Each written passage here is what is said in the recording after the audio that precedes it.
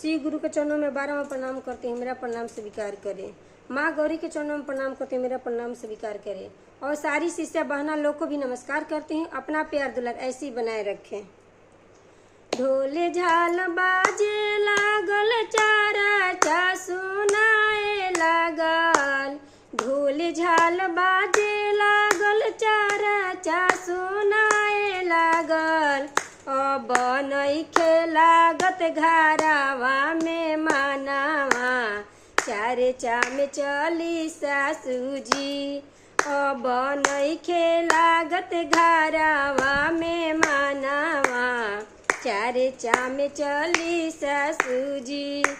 घरवा में रहबू सासु चुगली लगाईबू, घरवा में रहबू सासु झगड़ा लगाईबू। अब बांध लेबू पाप के मोटरिया, चार चा में चली सासुजी। अब बांध लेबू पाप के मोटरिया, चार चा में चली सासुजी।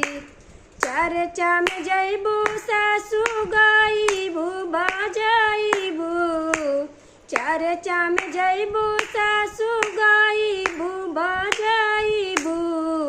अब बांध लेबू धर्म के डगरिया, चार चा में चली सासुजी।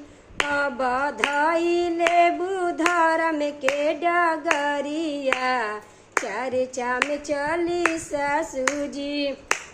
ढोल झाल बाजे लागल, चारा चा सुनाए लागल। ढोल झाल बाजे लागल, चारा चा सुनाए लागल। अब नइखे लागत घरावा में मानावा, चार चा में चली गोतिन जी। अब नइखे लागत घरावा में मानावा, चार चा में चली गोतिन जी।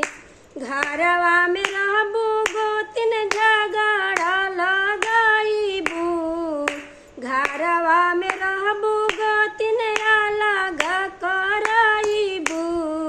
अब बांध लेबू पाप के मोटरिया, चार चा में चली गोतिन जी।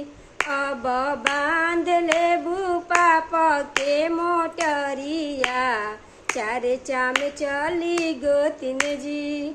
चार चा में जइबू गोतिन गाईबू बजाइबू, चार चा में जइबू गोतिन गाईबू बजाइबू।